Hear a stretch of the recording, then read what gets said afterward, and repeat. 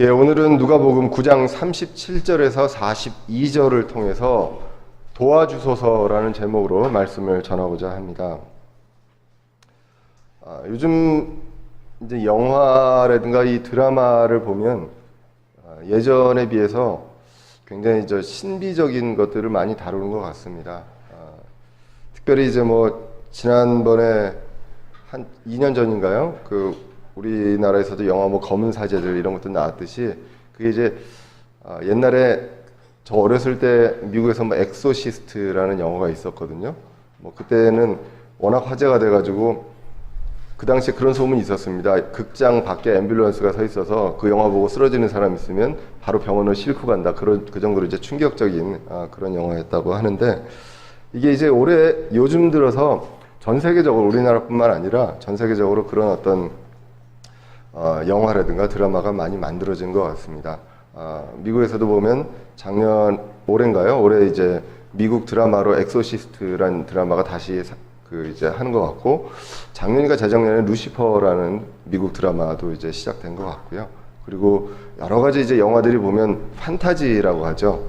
그러니까 현실적으로 일어나지 않는 것들, 이런 것들도 많이 다루게 되고, 신들에 대한 거, 이런 것들을 이제 많이 하게 됩니다. 참 아이러니컬한 게, 과학은 많이 발전하고 사람들이 많이 이성적으로 되어가는 것 같은데, 오히려 그러면서 이런 문화들이 또 더 증가하는 것을 이제 많이 보게 됩니다. 특별히 이제 교회도 여러 가지 이제 신비주의 쪽의 것들이 우리나라뿐만 아니라 전 세계적으로도 많이 증가하고 있는 것 같습니다. 특별히 많이들 많이 들었겠지만 여러분들 하나님의 음성을 직접 들어야 된다. 그 다음에 귀신을 쫓는다든가 그런 내용들에 대해서도 많이 아마 들어보셨을 것 같습니다.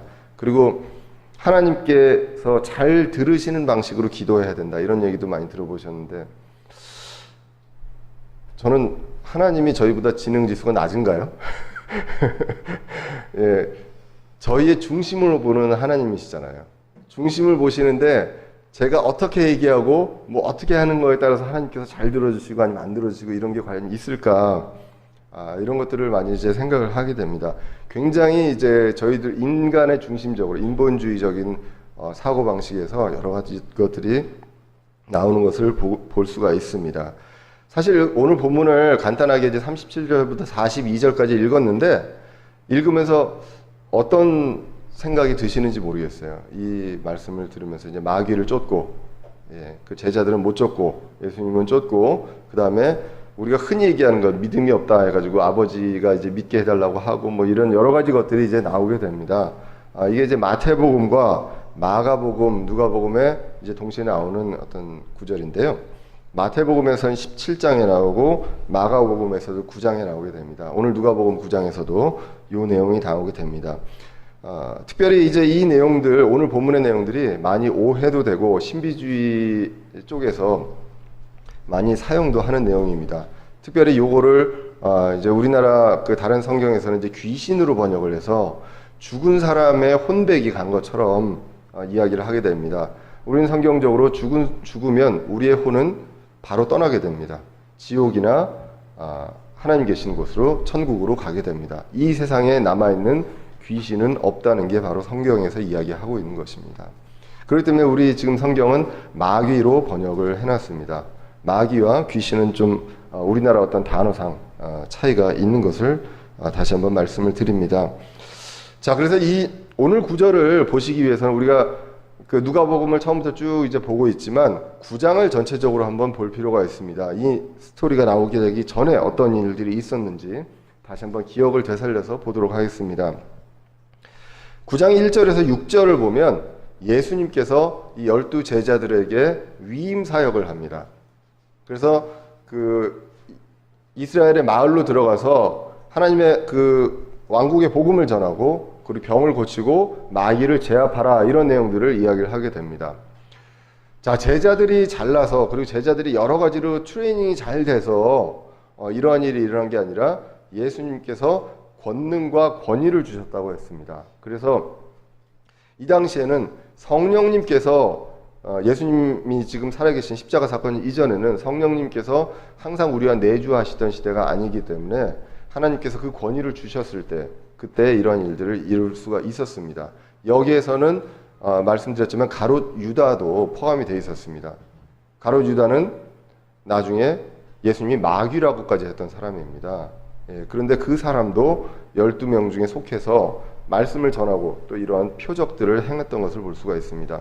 이렇게 표적들은요, 이런 기적들이라고 하는 것들은 아무것도 아닙니다.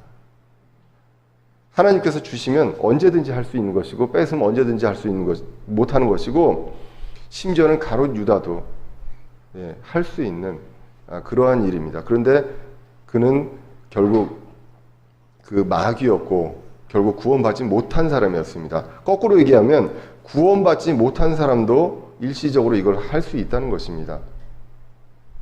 그런데 우리에게 이런 기적을 행하는 것이 중요한지 구원을 받는 것이, 혼의 구원을 받는 것이 중요한지 우리가 생각을 해볼 필요가 있다는 것입니다.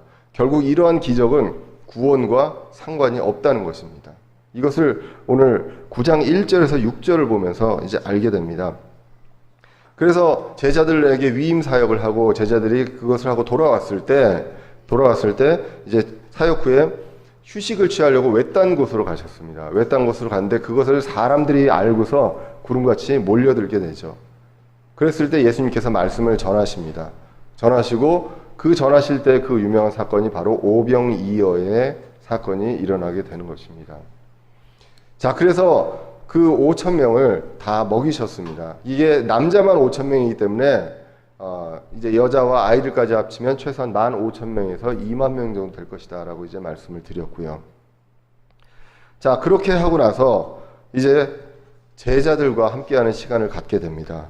제자들과 함께하는 시간을 가지면서 예수님께서 제자들에게만 물어보십니다.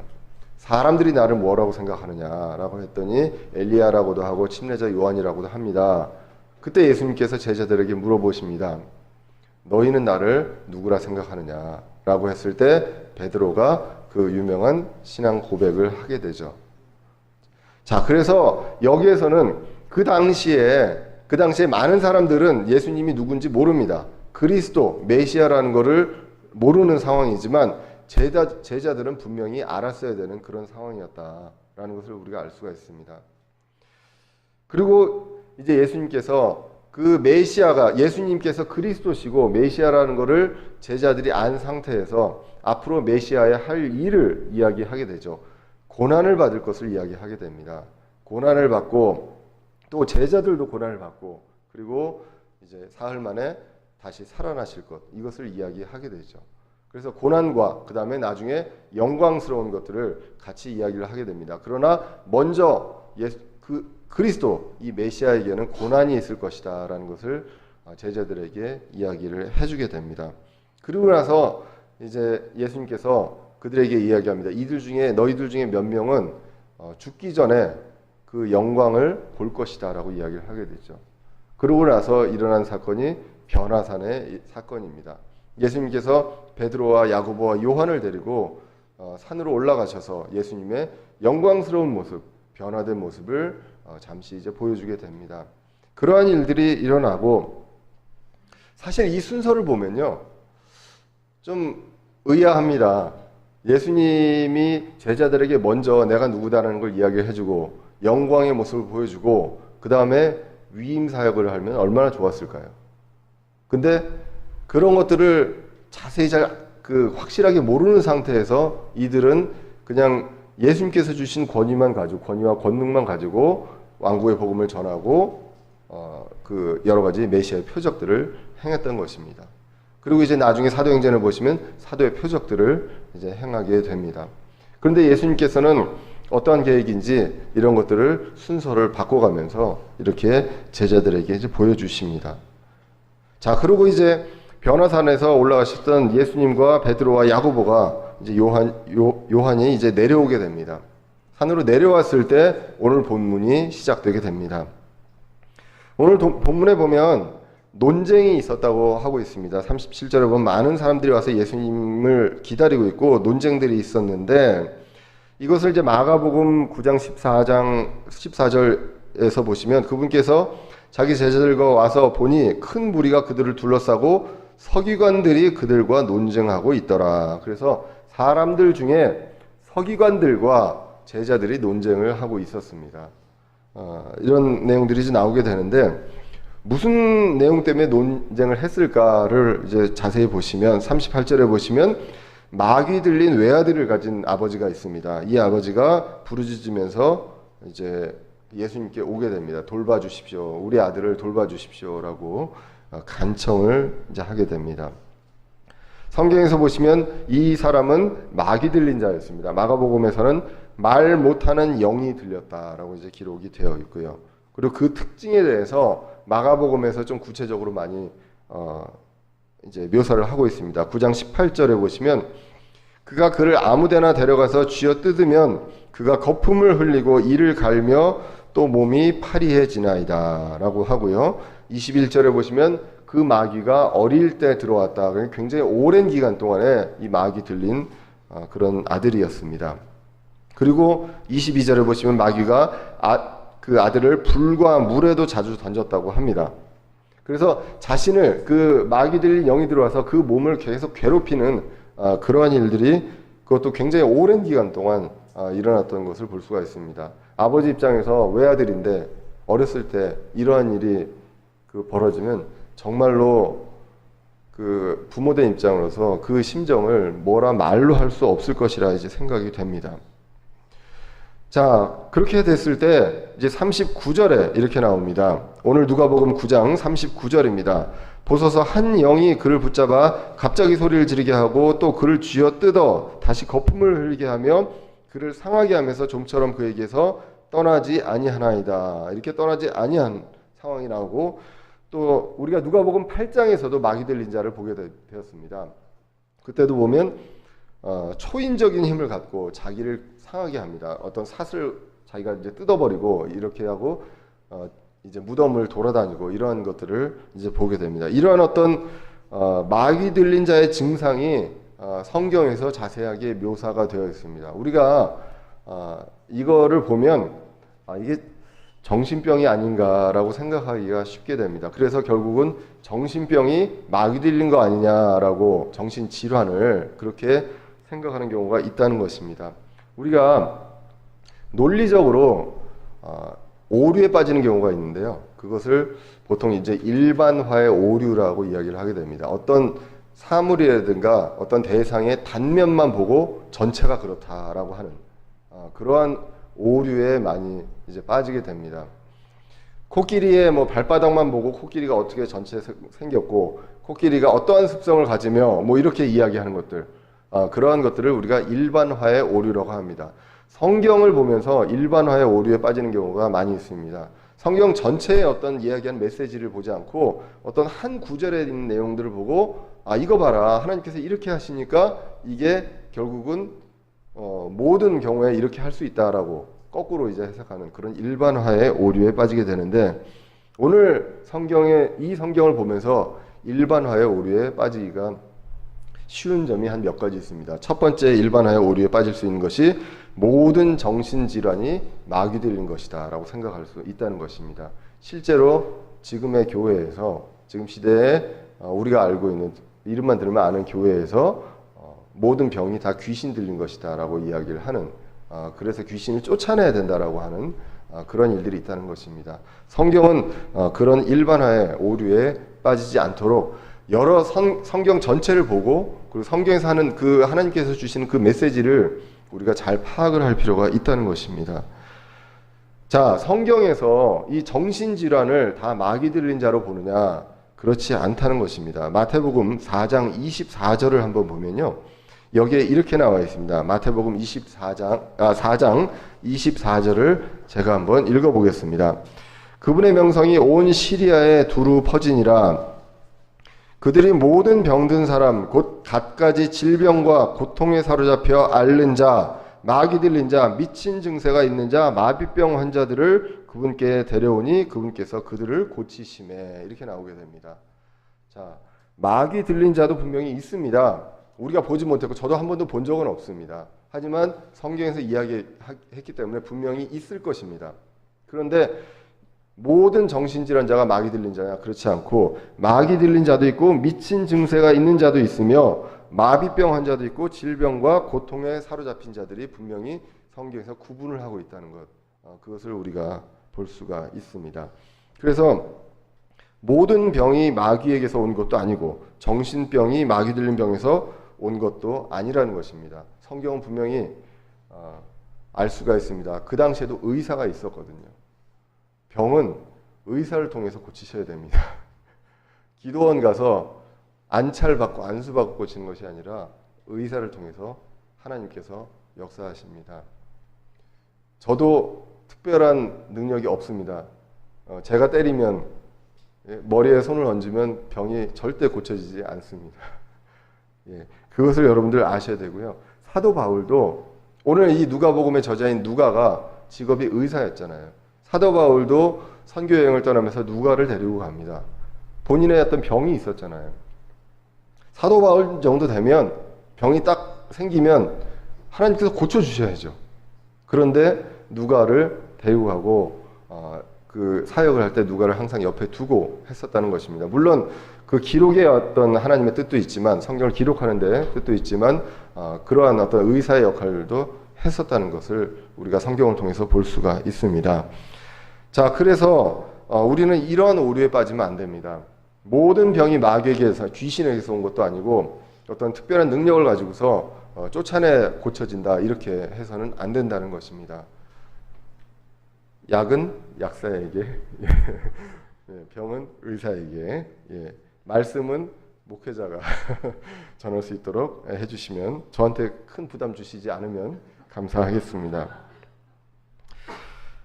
그렇게 해서 이제 오늘 다시 그 성경 말씀으로 돌아가 보면 서기관들과 제자들 사이에 논쟁이 있었습니다. 논쟁이 있었는데 문맥으로 봤을 때 제자들이 마귀를 쫓아내지 못했어요.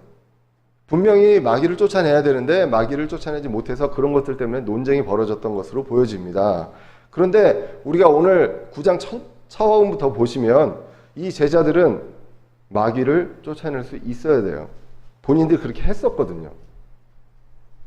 본인들이 위임 사역을 통해서 분명히 했었던 일입니다. 그래서 그렇게 했었던 일이기 때문에 할 수 있다라고 아마 시도를 했었던 것 같습니다. 그런데 마귀가 소위 말하면 그 귀뚱으로도 안 듣는 거죠. 그러니까 이런 일이 발생을 하니까 아마 서기관들과 논쟁이 있었던 것으로 보여집니다. 아까도 말씀드렸지만 아무리 제자라고 하더라도 이 당시에는 성령님이 함께 계시지 않기 때문에 예수님께서 그 권위와 권능을 주실 때만 이런 일들을 행할 수 있다라는 것. 그것을 성경에서 우리가 9장을 통해서 전체 스토리를 통해서 이제 볼 수가 있습니다. 자, 그렇게 하고 이 권능은 거저 주셨습니다. 이 사람들이 어떠한 믿음이 굉장히 뛰어나서 주신 것도 아니고, 그리고 이 제자들이 어떠한 능력과 체력과 그리고 뭐 성경적인 지식이 많아서 주신 게 아니라는 것입니다. 마태복음 10장 8절에 보시면 이렇게 보내면서 뭐라고 얘기하냐면 예수님께서 병든 자들을 고쳐주고 나병 환자들을 정결하게 하며 죽은 자들을 살리고 마귀들을 내쫓되 너희가 거저 받았으니 거저 주라 라는 것입니다. 그들도 자신들이 뭘 잘한 게 아니라 거저 받았습니다. 일시적으로 거저 받았기 때문에 거저 주었다는 것입니다. 그런데 오늘 본문에 보시면 본문 40절에 보시면 제자들이 이번에는 고치지 못합니다. 분명하게 위임 사역 때와는 달랐던 그런 현상을 이제 볼 수가 있습니다. 이때 이제 예수님께서 말씀하십니다. 9장 41절에 말씀하시는데 예수님께서 응답하여 이르시되 오 믿음이 없고 삐뚤어진 세대여 내가 언제까지 너희와 함께 있으며 너희를 용납하리요 내 아들을 이리로 데려오라 하시니 이렇게 이야기합니다. 제자들에게요 믿음이 없다고 이야기합니다. 근데 그 예수님께서 갈릴리 그 호수를 건너면서 풍랑을 만났을 때 예수님께서 제자들을 깨웠을 때는 뭐라고 하셨는지 아십니까? 제자들에게 믿음이 없다고 하시질 않고 믿음이 적다고 했거든요. 어느 곳에서는 믿음이 적다고 하고 어느 곳에서는 믿음이 없다고 합니다. 어떤 대상에 대한 믿음임을 우리가 볼 수가 있습니다. 여기서 이제 믿음이 없는 것은 우리가 성경 전체적으로 봤을 때 이 마귀를 쫓는 이 내용에 대해서 어떻게 해야 되는지 그런 것들에 대한 믿음이 없었던 것을 우리가 해석할 수 있지 않을까 한번 보게 됩니다. 그 내용은 계속 이제 다뤄보도록 하겠습니다. 분명한 것은 성경에서 제자들이 믿음이 없다고 합니다.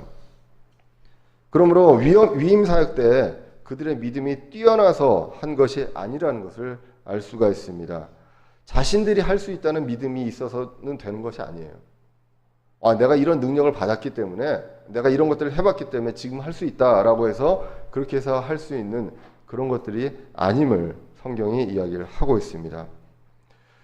자, 그 다음에 나오는 것이 이제 주님께서 주시는 권능과 권위가 있어야 되는데 거기에 그분의 목적이 있어야 된다는 것입니다. 우리가 위임 사역을 할 때는 특수한 목적이 있었습니다. 예수님께서 앞으로 이 사도들에게 이런 복음 사역을 위임하기 위해서 임시적으로 일시적으로 한번 그런 것들을 해보라고 했었을 때 그 특수한 목적이 있었고, 사도행전에서도 보시면 사도들이 성경이 완성되기 전에 이런 것들을 그 사도의 표적을 보여주심으로 인해서 그런 것들로 이제 기적들이 필요했던 시간들이 있었다는 것입니다. 지금은 말씀이 다 완성이 되었습니다. 우리에게 성경 66권이 놓여져 있다는 것입니다. 더 이상은 내가 이 말씀을 전하고 하는 데 있어서 나의 존재를 증명하기 위해서 표적이 필요 없다는 것입니다. 사도는 사도를 증명하기 위한 표적이 필요했고, 메시아는 그리스도 메시아임을 증명하기 위한 표적이 필요했었다는 것입니다.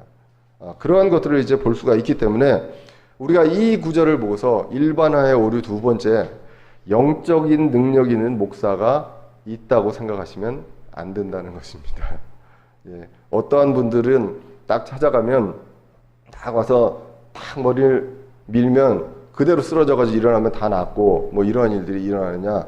절대 그러한 일이 없다는 것입니다. 그런 것들은 마귀도 할 수 있습니다. 사람을 이용해서. 그러한 일들이 일어나지 않는다는 것. 오늘 이 구절을 통해서, 이 구절을 보면서 우리가 그러한 일반화의 오류에 빠지면 안 된다는 것입니다. 모두가 다 하나님께서 능력을 주시면 이러한 일들을 할 수 있느냐? 그것이 아니라 목적이 있기 때문입니다. 사도 바울도 점치는 영에 사로잡힌 소녀에서 그 영을 쫓아낸 적이 있습니다. 예수 그리스도의 이름으로 쫓아냈습니다. 이것도 사도 시대에 사도에게서 나타날 수 있는 표적입니다. 오늘 9장에서 보신 것처럼 예수님께서 위임하신 그 사도에 대한 표적이 있었다는 것입니다. 그런데 야고보서 5장 14절을 보시면 뭐라고 나오냐면요. 제가 읽겠습니다. 너희 가운데 병든 자가 있느냐? 그는 교회의 장로들을 부를 것이요. 그들은 주의 이름으로 그에게 기름을 바르며 그를 위해 기도할지니라 라고 나오게 됩니다. 지금 이 시대에 교회의 목사라고 할 수 있는 이 장로는 와가지고 할 수 있는 게 예수 그리스도의 이름으로 물러나라 뭐 이게 아니라 기도하라는 것입니다. 기도하고요. 15절에 보시면 믿음의 기도는 병든 자를 구원하리니 주께서 그를 일으키시리라. 그가 죄들을 범하였을지라도 그들을 용서받으리라. 너희가 잘못을 서로 고백하고 너희가 병 고침을 받도록 서로를 위해 기도하라. 의로운 자의 효력이 있고 뜨거운 기도는 많은 유익이 있느니라 라고 기록을 하게 됩니다. 그래서 그 당시에 야고보가 이렇게 기록을 하는 거죠. 장로들 보고 손을 얹고 뭘 해라라고 하지도 않고요. 그리고 그 사도들이 했던 것처럼 이러한 방식으로 해라라고 하지도 않습니다. 뭐라고 합니까? 기도하라고 합니다. 그리고 형제들끼리도 그 지체들끼리도 서로 병 고침을 받도록 서로를 위해서 기도하라고 합니다. 지금 우리 교회에도 여러 그 형제 지체들 그리고 지체들의 가족들도 많이 여러 가지 이제 병으로 힘들어하고 있습니다. 우리가 해줄 수 있는 것, 제가 가서 고쳐지면 얼마나 좋겠습니까? 저도 그런 능력 있으면 감사합니다 받고 가서 정말 고치겠습니다. 그렇지만 그렇지 않잖아요. 우리가 할 수 있는 것은 성경에서 나온 것처럼 저를 비롯해서 모두가 같이 기도합니다. 할 수 있으면 제가 가서 손잡고 기도하면 좋겠습니다. 하지만 그렇게 함으로 인해서 고쳐지고 안 함으로 인해서 안 고쳐지는 것이 아니라 온전히 주님의 뜻에 따라 이런 것들이 이루어진다는 것, 그것을 우리는 기도로서 간구한다는 것입니다. 사도 시대의 표적을 행할 수 있는 사람은 지금 이 시대에 아무도 없다는 것입니다. 사도행전으로 끝났습니다. 그렇기 때문에 지금 우리는 성경에서 기록된 대로 이 모든 것들을 기도로서 같이 기도하고 간절히 기도함으로써 이런 것들을 할 수 있다는 것입니다. 그런데 이 믿음의 기도가 필요한데 제자들은 오늘 믿음이 없었다고 예수님이 말씀하십니다. 적은 것이 아니라 없었다고 얘기를 하면서 이들을 보고 삐뚤어진 세대라고 이야기를 하게 됩니다. 이 세대에 대한 내용들은 성경에서 이제 예수님께서 다른 구절에서 그 이야기했던 것을 우리는 기억을 할 수 있습니다. 그 세대들은 삐뚤어지고 그리고 음란한 세대라고 합니다. 그리고 그들이 구했던 것은 무엇을 구했냐면 표적을 구했다고 이야기를 합니다. 마태복음 12장 39절에 보시면 예수님께서 말씀하십니다. 그분께서 그들에게 응답하여 이르시되 악하고 음란한 세대가 표적을 구하나 대언자 요나의 표적 외에는 아무 표적도 그 세대에게 주지 아니하리라 라고 기록을 합니다. 그 세대는 표적을 구하던 세대였습니다. 그 세대를 가리켜 삐뚤어지고 음란한 세대라고 합니다. 그런데 지금 많은 교회들이 또 이러한 표적들을 구하고 있습니다. 이 세대가 악하고 음란하고 삐뚤어진 세대가 되어가고 있는 것은 아닌지 우리가 생각을 해볼 필요가 있습니다. 베드로가 변화산을 보고 변화산에서 예수님 변화된 모습을 보고 그것을 기록한 성경에서 봤지만 보고 들었습니다. 예수님의 변화된 모습을 보고 하나님의 음성을 들었는데 그거보다 더 확실한 게 뭐라고 그랬죠? 말씀이라고 그랬습니다. 우리에게는 그거보다 더 확실한 말씀이 있는데 아직까지도 이 말씀보다 표적을 구하고 음성을 듣기 원하며 예수님의 모습을 보기 원하는 그러한 사람들이 많이 있다는 것을 우리가 이제 보게 됩니다. 자, 이렇게 이야기하고 오늘 누가복음에서는 예수님께서 그 아들을 고쳐줍니다. 그런데 그 중간의 스토리가 마가복음에 이제 나오게 됩니다. 마가복음 9장 22절에 보시면 이렇게 나오게 됩니다. 아버지가 이야기합니다.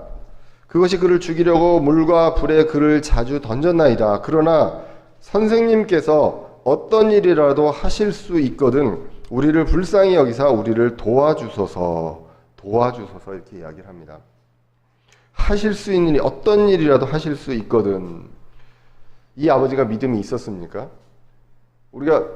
저도 예전에 어렸을 때 어머니 아버지를 따라서 기도원을 가본 적이 있어요. 기도원을 가보면 뭐 이렇게 때리고 막 이렇게 해가지고 뭐 피도 내고 막 이런 것들을 봤거든요. 그렇게 하고 하면서 얘기하는 것이 그 사람들의 같이 간 가족들의 믿음을 요구합니다. 너희들이 믿음이 있어야 이것이 고쳐진다. 안 고쳐지면 너희들의 믿음이 부족해서 이런 내용들을 이야기를 한다는 것이죠. 다분히 이러한 어떤 성경들을 보고 많이 하는데 우리가 자세히 볼 필요가 있습니다. 이 아버지가 무슨 믿음이 있었습니까? 예수님이 누군지도 모릅니다. 누군지도 모르고 어떤 일이라도 하실 수 있거든 이렇게 얘기합니다. 그리고 도와주세요 그럽니다. 고쳐주세요가 아니라 도와주세요. 내가 하고 뭔가를 예수님께서 도와주세요 이렇게 이야기합니다. 아무 믿음도 없었습니다. 근데 이 정도 믿음보다는 제자들은 조금 더 낫지 않았을까요? 근데 제자들에게는 삐뚤어진 세대라고 굉장히 비난을 했었습니다. 그런데 오늘 이 아버지에게는 꾸짖지를 않습니다. 꾸짖지를 않고 잘 설명을 해줍니다. 23절에 마가복음 9장 23절에 이렇게 얘기합니다. 예수님께서 그에게 이르시되 내가 만일 믿을 수 있거든 믿는 자에게는 모든 것이 가능하니라 이렇게 이야기합니다. 아버지가요 예수님에게 선생님 어떤 일이라도 하실 수 있거든 이렇게 얘기했더니 예수님께서 네가 만일 믿을 수 있거든 이렇게 또 이렇게 라임을 맞춰서 이야기를 하시네요. 예, 이렇게 이야기를 하면서 믿는 자에게 모든 것이 가능하다 이렇게 이야기를 합니다.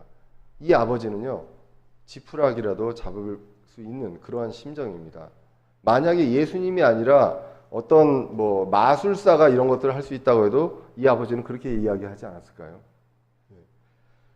근데 24절에 보시면 이렇게 얘기합니다. 즉시 그의 아이의 아버지가 부르짖고 눈물을 흘리며 이르되 주여 내가 믿나이다 나의 믿지 아니함을 도와주소서 또 도와주소서 이렇게 이야기합니다. 뭘 알고 믿는지 모르고 믿는지 모르겠습니다. 내가 믿나이다 합니다. 믿음은 고쳐진다라고 했더니 믿나이다 하는데 그 뒤에 토가 달립니다. 자신이 믿지를 못하고 있기 때문에 나의 믿지 아니함을 도와주소서라고 얘기합니다. 그 연약한 믿음을 도와주소서라고 기도를 하게 됩니다.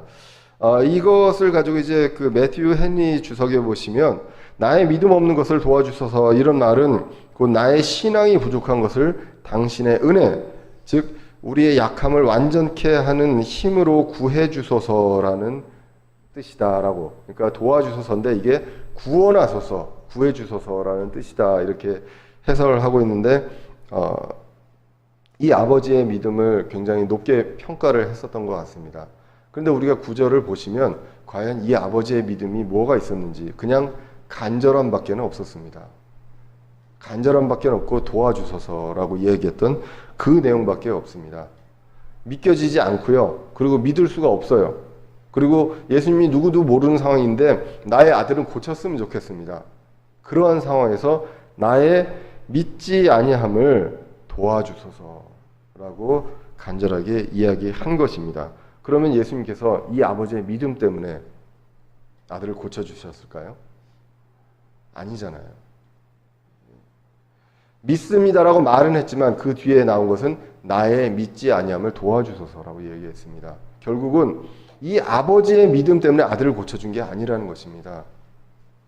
이 당시에 어떤 예수님이 표적으로 보여주셔야 될 것이 있고 그리고 제자들에게 해야 될 메시지가 있습니다. 그리고 이 아들과 아버지가 이 이후에 구원을 받았는지 안 받았는지 성경에 기록이 없습니다.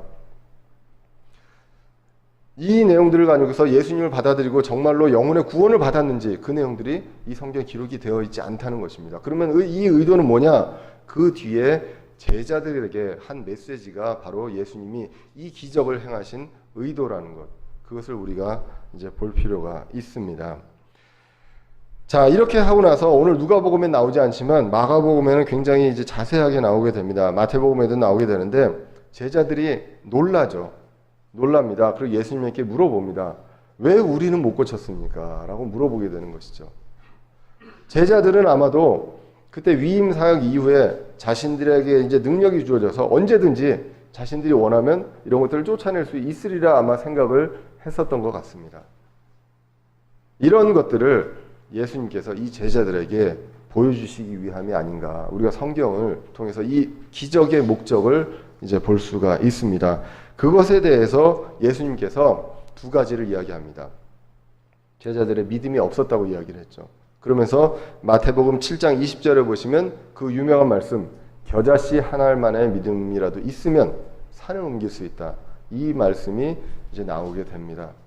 그러면 겨자씨 한 알만의 믿음만 있으면 나옵니다. 그러면 그 믿음만 있으면 다 고칠 수 있다라고 이야기가 되겠지만 우리 킹제임 성경에는 마태복음 17장 20절에 겨자씨에 대한 믿음이 나오고 17장 21절에 뭐라고 나옵니까? 예, 한번 읽어볼까요? 17장 21절입니다. 그럼에도 불구하고 이런 종류는 기도와 금식을 통하지 않고는 나가지 아니하느니라 하시니라. 이 구절이 다른 성경에서는 없음으로 되어 있습니다. 이 구절이 전체가 21절이 나중에 다른 성경을 찾아보시면 알겠지만 없음으로 되어 있습니다. 예, 그리고 마가복음 9장 29절에 가보시면 이 구절을 똑같이 이야기를 하는 것 같은데 킹제임스 성경에서는 그분께서 그들에게 이르시되 이런 종류는 오직 기도와 금식을 통해서만 나갈 수 있느니라 하시니라 이렇게 나와 있는데 다른 성경에서는 기도와 금식에서 금식을 뺐습니다. 자, 그러면 이 세 성경을 봤을 때 누가복음은 이제 간단하게만 사건을 기록했고 마태복음과 마가복음은 비교적 자세히 기록을 했습니다. 그러면서 이제 제자들에게 한 내용들을 이야기를 했는데 한 성경에서는 겨자씨 하나 같은 믿음만 이야기했습니다. 그리고 한 성경에서는 이 믿음에 대한 내용이 없고 기도로만 되어 있다. 기도로만 나갈 수 있다. 이렇게 내용이 나와 있습니다. 그런데 오늘 우리 그 성경에서는 그 없음에 대한 구절을 다 같이 맞춰보면 믿음도 있어야 하고 그리고 기도와 금식을 통해서 이게 나간다고 합니다. 그런데 그러면 모든 것들이 기도와 금식을 통해서 나가느냐? 이것이 바로 일반화의 오류 세 번째입니다. 기도와 금식으로 모두 고쳐질 수 있다라고 생각하는 그러한 믿음. 네, 이것이 바로 일반화의 오류라는 것입니다. 여기서 기도와 금식을 이야기했기 때문에 우리는 무언가를 바랄 때 무조건 기도와 금식을 하면 들어주신다라고 생각할 수 있다는 것입니다. 오늘 성경에서 마태복음 17장 21절도 그렇고요. 마가복음 9장 29절도 그렇고 무엇을 말씀하시냐면 이런 종류는 이야기를 합니다.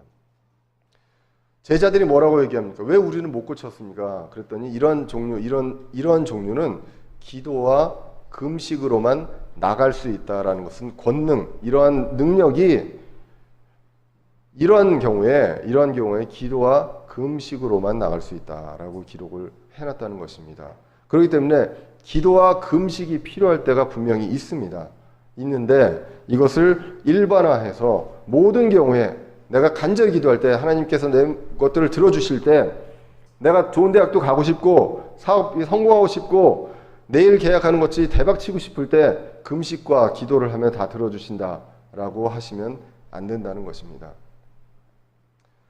성경 전체는 우리 기도를 해도 안 들어주시는 경우가 굉장히 많이 기록이 되어 있습니다. 하나님의 뜻에 따라서 하나님의 계획에 따라서 인도하심에 따라서 하고 있습니다. 그리고 매번 금식을 하는 것이 아니라는 것입니다. 그리고 이 금식에 대한 오해에서 나와서 지금은 금식을 가지고 하나님과 협상을 하려는 사람이 있습니다.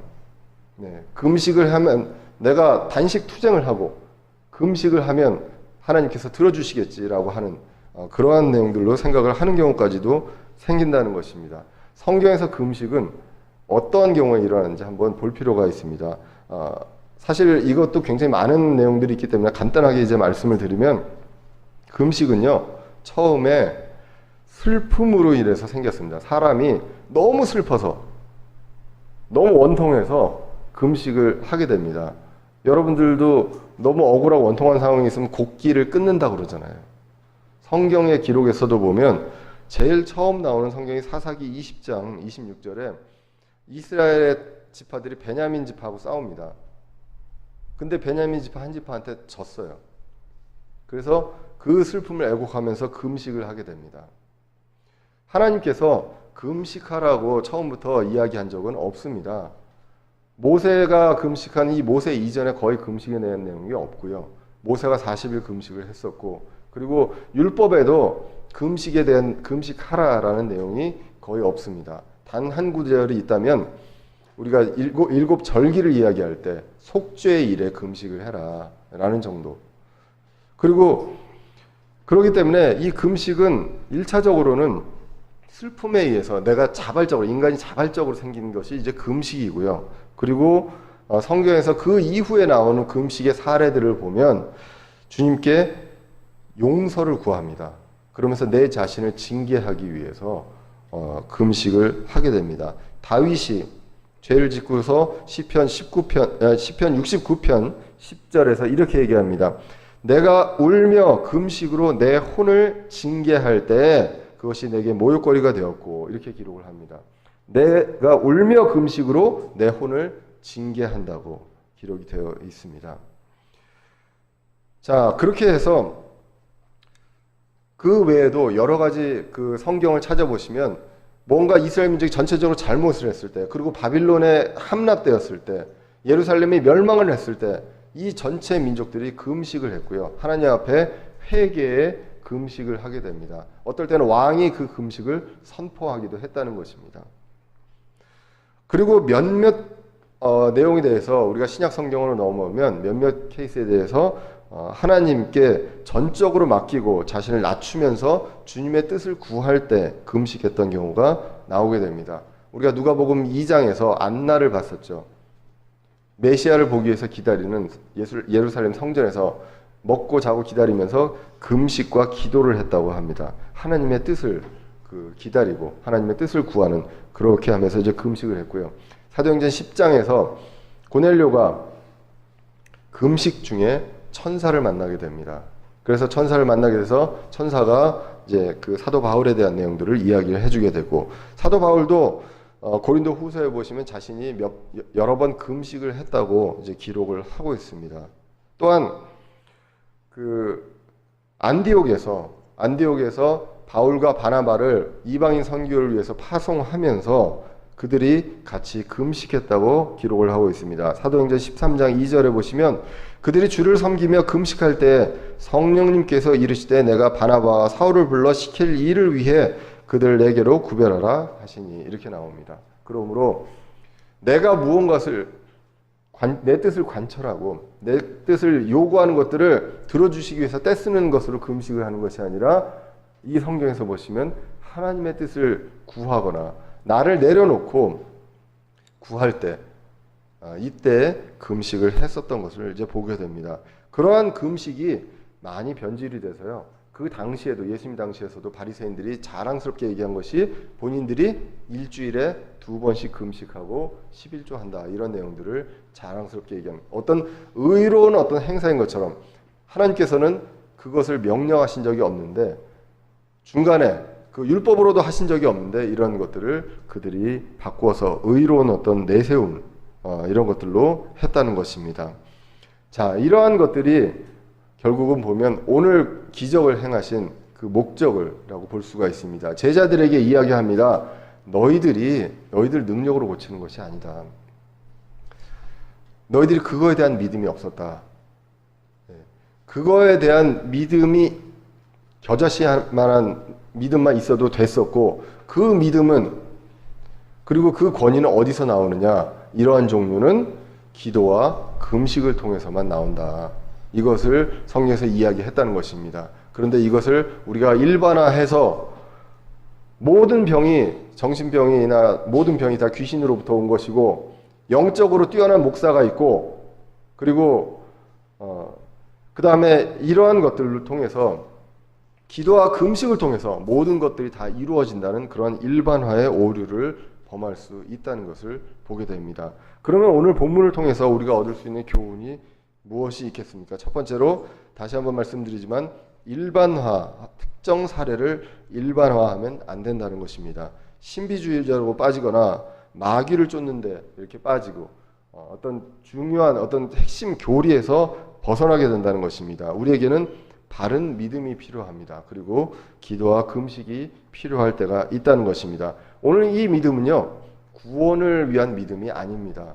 이 병을 고치기 위한 그러한 믿음을 특별히 이야기를 했었습니다. 우리에게는 그 믿음보다 더 중요한 것이 바로 구원을 위한 믿음이 필요하다는 것입니다.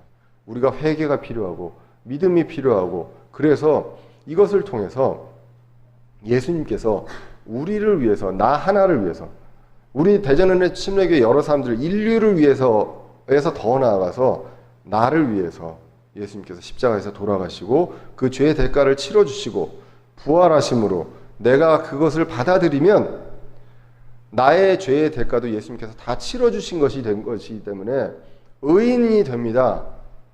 나의 죄와 상관없이. 그렇게 됨으로 인해서 나의 신분이 변화되고, 그래서 예수님과 함께 다시 부활하고, 나중에 다시 부활하고 예수님 만나서 영원히 함께 한다는 그 믿음, 그 믿음이 바른 믿음이라는 것입니다.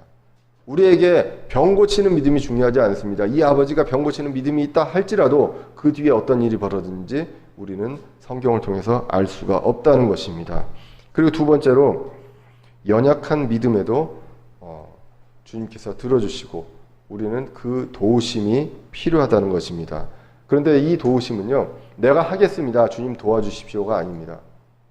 주님 전적으로 우리를 도와주십시오. 더 다른 말로 한다면 저희를 구해 주십시오.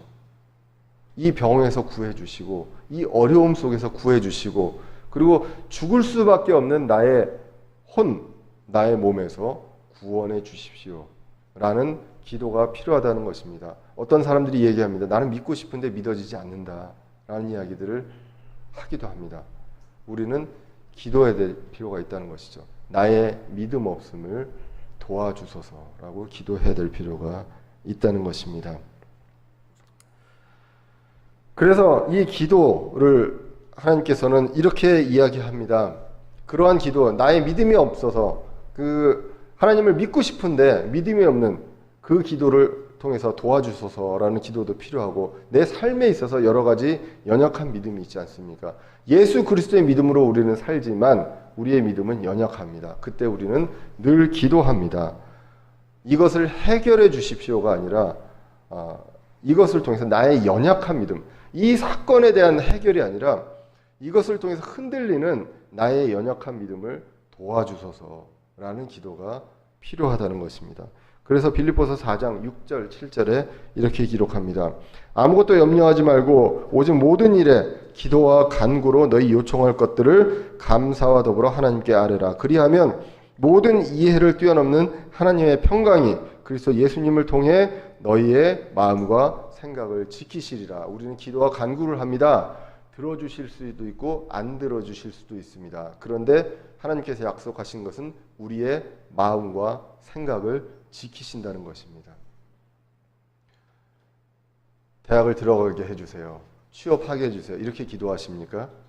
이것 때문에 불안해하는 내 연약한 믿음을 도와주소서라고 기도할 수 있는 저와 여러분들 되시기를 간절히 기원합니다. 기도하겠습니다.